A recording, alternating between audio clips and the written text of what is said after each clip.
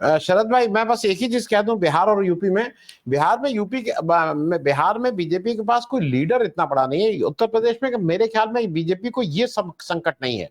BJP के पास leaders खूब हैं, वो अलग अलग उसके हैं। तो लीडर का संकट नहीं है। बिहार में तो एक वो संकट है। मैं एक दो चीजें शरद भाई आपसे जरा कर लूं। हाँ उत्तर प्रदेश बिल्कुल। में हम और आप हैं, हम लोग लखनऊ बैठते हैं। पहली चीज जो यूपी का आम जो एक, जिसको गुंडा कह लीजिए या दबदबे वाले लोग कह लीजिए या माफिया कह लीजिए, वो गुजरात के ठेकेदार के सामने वो अपने को बहुत छोटा पाते हैं। तो वो एक एक वो वर्चस्व की लड़ाई है। मतलब यार सारा मलाई वो सब ले जा रहे हैं यहाँ अपने, मतलब हम तो एक ये जिसको कह रहे हैं ना अंडर करंट, ये है। दूसरा अंडर करंट, एक जो योगी के अगेंस्ट जो बात है, नौकरशाह इतना भ्रष्ट तो शायद शरद भाई हम लोगों ने कभी नहीं देखा होगा, जो नाक के नीचे बैठ के इतना भ्रष्ट। वो हम सब लोग बहुत से उनको मानते थे। एक समय भाई सबसे ज्यादा मुलायम सिंह जी पे आरोप लगता था कि गुंडों की बहुत पौ बारह हो जाती है। लेकिन इस समय जो नौकरशाहों की पौ बारह है, बुरी तरह से भ्रष्टाचार है, उस पर योगी की कोई लगाम नहीं है। लेकिन तीसरा एक ये भी चीज है कि जब हम लोग बात करते हैं कि अमित शाह के पास बहुत एडमिनिस्ट्रेटिव स्किल है, लेकिन योगी जी के पास एक और चीज है, उनके पास भगवा है। ये भगवा और किसी के पास नहीं है। वो मठ से आते हैं। तो वो जो जब हिंदू सेंटिमेंट को वो करते हैं ना, तो वहां पे शायद उनको एक एडवांटेज मिलती है। और शायद इसीलिए जब चुनाव होता है तो जो जैसा बीजेपी में बताया जाता है कि मोदी के बाद जो सबसे सॉर्ट आफ्टर पोस्टर बॉय हैं वो योगी हैं, क्योंकि जाके मुसलमानों को टारगेट करते हैं कि ये इसका हैदराबाद का नाम ये कर देंगे, इसका नाम ये कर देंगे, नाम बदल देंगे, बुलडोजर चला देंगे, इस तरह की वो बात करते हैं। जो इस समय बीजेपी के जो एक भक्त मंडली है उसको उस तरह की चीजें अच्छी लगती हैं। तो इस सारे उसमें वो ये जरूर है कि 2017 में उनको ले आया गया था, आरएसएस ले आई थी। तो क्या आज ये लोग अपने उस डिसीजन पे, मतलब उनको लगता होगा कि एक गलत डिसीजन हो गया कि योगी जी को ले आए? क्योंकि मोदी जी का भी डिसीजन आज आरएसएस जिस तरह से कम कहती है कि नहीं नहीं वो आरएसएस इस तरह की नहीं है, हम सबको पता है कि आरएसएस के डिक्टेम पे काम हो रहा है। योगी जी, मोदी जी, अमित शाह, इसको जरा गुत्थी को सुलझाने की कोशिश करिए यूपी पॉलिटिक्स को रेफरेंस रख के। नहीं, बहुत बहुत सही आपने सवाल किया है। देखिए बड़ा इंटरेस्टिंग और बड़ी कॉम्प्लेक्स चीज है। पहली चीज तो ये कि योगी आदित्यनाथ अकेले व्यक्ति हैं जिनका संबंध ना भाजपा से रहा है ना आरएसएस से रहा है। और वो अपनी छोटी सी हिंदू युवा वाहिनी जो लोकलाइज्ड काम करती थी उसी रीजन में, गोरखपुर एंड अराउंड, उससे लेके उन्होंने अपनी एक हैसियत बनाई। और वहां पे जब 2017 में ये तय हो रहा था किसको बनाना है, और सारी भाजपा और मोदी, ये सबको मालूम था कि मनोज सिन्हा के नाम पे वो जीरो इन कर चुके थे, उनको ओके भी कर दिया था। वो जाके अपना वहां बनारस में जाके जलाभिषेक भी कर रहे थे कि दूसरे दिन वो शपथ ले। उसके बाद जो यूपी के इंचार्ज थे आरएसएस के, कृष्ण गोपाल साहब, उनका मनोज सिन्हा से कुछ पुराना बड़ा झगड़ा है, बिल्कुल 36 का आंकड़ा है। और उन्होंने जाके अपना ही put his foot down against Manoj Sinha, ये होगा तो मैं छोड़ दूंगा। इस तरीके की बात जब हो गई तो हुआ कि कोई तीसरा ढूंढा। ये लगे हुए थे ऑलरेडी अपने अपने को पुश करने में। और उस टाइम पे वही अमित शाह जो आज उनके बहुत विरोधी कहे जाते, उन्होंने सजेस्ट किया कि ठीक है इस आदमी को बना देते हैं। और ये इससे दो मैसेजेस जाएंगे, एक तो ये कि हम हिंदुत्व को कहां तक ले जा सकते हैं कि एक भगवाधारी को हम मुख्यमंत्री बना देते हैं। क्योंकि माइंड यू देखिए, आपको याद होगा कि योगी आदित्यनाथ अकेले व्यक्ति थे जिन्होंने कोई एडमिनिस्ट्रेटिव पोजीशन बिना होल्ड करे सीधे चीफ मिनिस्टर बने।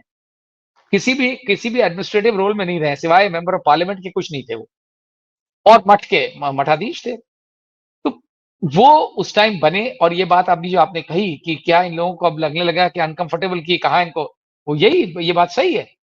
उनको कुछ ही टाइम उन्होंने सोचा था कि इनको थोड़े दिन बाद ईज आउट कर देंगे, किसी तरीके से कहीं और भेज देंगे, दिल्ली बुला लेंगे, कुछ कर लेंगे। वो उनके लिए गले की हड्डी बन गई, जो स्पेशली। और अमित शाह का मेन पर्पस ये है। अमित शाह देखिए, अमित शाह में ऑर्गेनाइजेशनल एबिलिटी बहुत ज्यादा है, उनको एक्सपीरियंस भी ज्यादा है। और अब योगी आदित्यनाथ को ऑर्गेनाइजेशनल एक्सपीरियंस भी नहीं है, एडमिनिस्ट्रेटिव एक्सपीरियंस भी नहीं था, अब तो हो गया।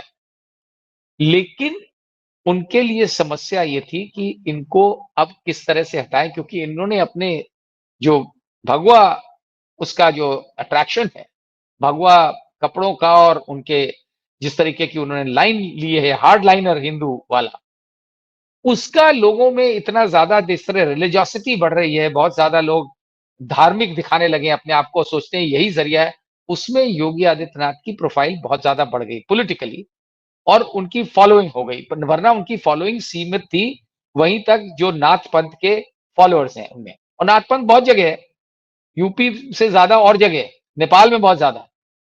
तो योगी आदित्यनाथ को ये पोजीशन, लेकिन योगी आदित्यनाथ ने उस पोजीशन का पूरा भरपूर इस्तेमाल किया, और जो हिंदू हार्डलाइनर वाली जो लाइन अडॉप्ट करके वो आगे बढ़े, उसमें उनका फायदा होता गया, तो फिर वो और एग्रेसिव होते गए। हिंदू युवा वाहिनी को तो उन्होंने समाप्त कर दिया, खुद ही उसका ताला लगा दिया उसमें, लेकिन अपनी एक ऐसी पोजीशन बना ली। बट दुर्भाग्यवश ये सब करने में जो संदीप यादव कह रहे थे कि उन्होंने दोस्त, जो जो सुनील शुक्ला भी कह रहे थे कि उन्होंने दोस्त नहीं बनाए, दुश्मन ज्यादा बनाए।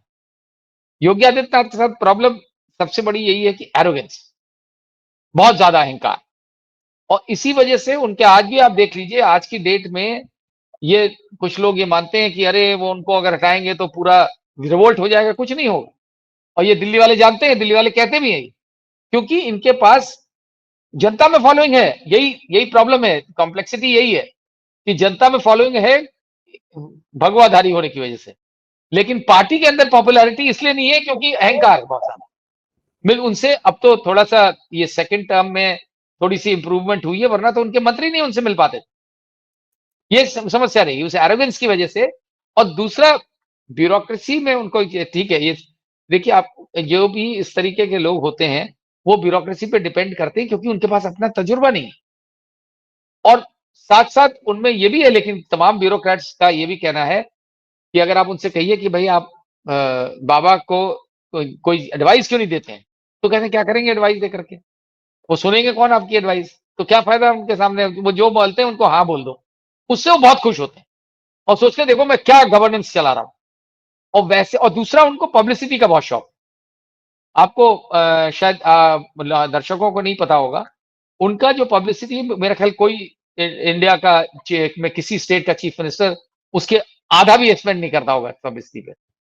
उनका जो लास्ट पिछला वाला बजट था 1600 करोड़ का बजट था, 1600 करोड़ को आप मल्टीप्लाई कर दीजिए तो करीब more than 4 crore, 4 crore per day का एवरेज आता है।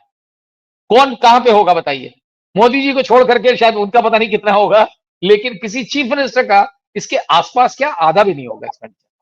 और होता क्या है कि जब वो पब्लिसिटी की वजह से उससे उन्हें वो फायदा हुआ जो मोदी को मीडिया कंट्रोल करने में हुआ, उनको भी ये इन्होंने देखिए मोदी की कई चीजें फॉलो करते हैं कि पब्लिसिटी उसी लेवल पे हो, मीडिया अपने कंट्रोल में रहे। इसीलिए वो देखिए वो भी प्रेस कॉन्फ्रेंसेस नहीं करते हैं मोदी जी की तरफ से, बहुत कम करते हैं, उसमें मोनोलॉग होता है, वो भाषण देते हैं, लोग सुनते हैं, नोट करते हैं, चले जाते हैं। और जो छपता है वो वही छपता है जो वो चाहते हैं, जो उनके पब्लिसिटी मटेरियल, जो प्रेस रिलीज जाते हैं।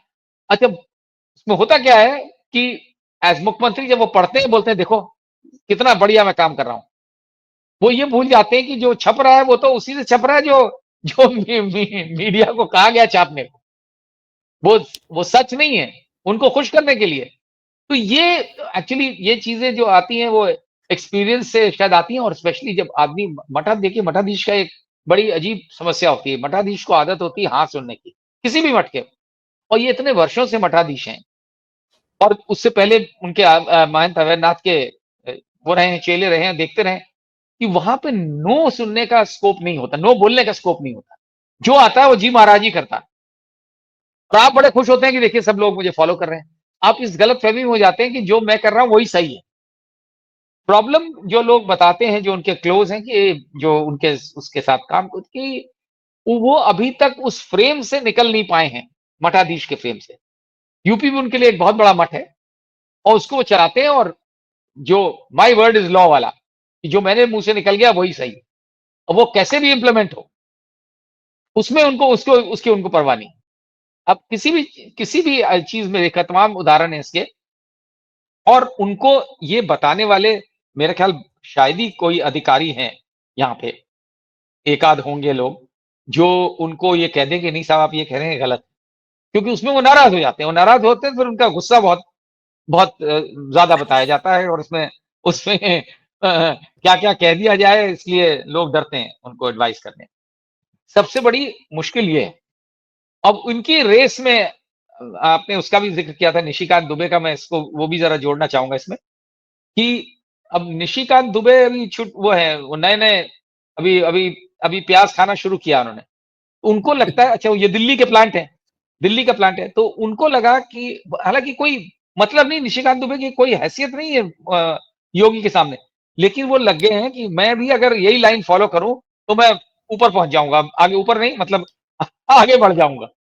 तो इसीलिए वो फुट भइयों वाली बातें करते हैं, जिसका कोई अच्छा उनकी ना तो पोजीशन है, अब वो एंट्री मिली है, दौलतमंद आदमी है, और जिस तरीके के फर्क उनमें और योगी में ये भूल जाते हैं कि योगी भगवा पहनते हैं और योगी उस एक्स्ट्रावेगेंस में इंडल्ज नहीं करते हैं जिसमें निशिकांत दुबे रहते हैं।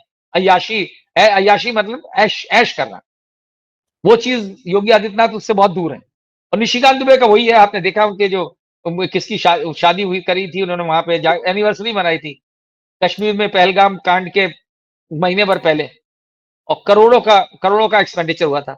तो योगी जी उस लाइफ में नहीं बिलीव करते हैं, तो वो सोचना भी नहीं चाहिए, उन्हें ख्वाब में भी नहीं सोचना चाहिए कि वो योगी के पास पहुंचेंगे, लेकिन वो अपने ब्राउनी पॉइंट्स बनाने में लगे रहते हैं कि अमित शाह खुश हो जाएंगे तो मैं कुछ बन जाऊंगा, तो वो इसमें लगे रहते हैं।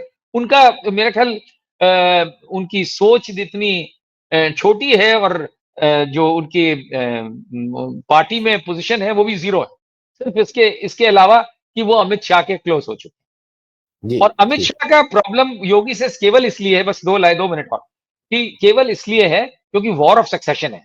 किसी भी, अब जब खासतौर से अगर रजवाड़ा टाइप ऑफ वर्किंग हो, जो कि हमारे यहाँ हो गई है अनफॉर्चुनेटली, तो कहने को लोकतंत्र तो है, लेकिन जो वर्किंग है वो तो रजवाड़े वाली है। तो वहां जब वॉर ऑफ सक्सेशन होती है तो उसमें ये चीजें होती हैं, कितने भी क्लोज हो, सगे भाई में हो जाता है, बाप बेटे में हो जाता है। तो यहाँ पे भी वही है कि लोगों को लगने लगा, एक कॉमन लोगों के बीच में, कि अरे भाई मोदी के बाद योगी आदित्यनाथ है, क्योंकि जो आपने शुरू में बताया जो तमाम वजह है, और उसमें भगवा रंग सबसे ज्यादा इंपॉर्टेंट है। लेकिन वहां पे both Modi and Yogi and Amit Shah वो ये जानते हैं कि वो एक दूसरे के जितने क्लोज हैं कोई नहीं है उनके क्लोज मोदी के। और मोदी सोच को लगता भी है, वैसे तो मोदी जी उस टाइप के हैं कि वो रहते हुए अपने सोच ही नहीं सकते कोई कि कोई सक्सेसर होगा, क्योंकि वो डिफरेंट मटेरियल के बने हुए हैं, वैसे भी वो नॉन बायोलॉजिकल कह भी चुके हैं। तो उनको उनके लिए तो अगर कोई सोच भी ले सपने में भी कि वो उनको सक्सीड करेगा तो वो उसका तो इंतजाम हो जाए। अब मोदी योगी जी का यही प्रॉब्लम है, योगी जी हमेशा यही सपना देखते हैं कि मैं उनकी जगह बैठ जाऊं। और अमित शाह यहाँ पे जो है सबसे ज्यादा इफेक्ट होते हैं, क्योंकि अमित शाह को लगता है मैं तो नेचुरल सक्सेसर हूँ योगी का, भले उनके सामने ना कहते हो क्योंकि वो ये भी उनको भी खतरा होगा इस बात का। लेकिन उसमें एक क्लैश है कि अगर जब सक्सेशन की बात आएगी तो नंबर योगी को पब्लिक में तो मिलेंगे, पार्टी के अंदर नहीं मिल पाएंगे योगी आदित्यनाथ, उसमें अमित शाह आ गए।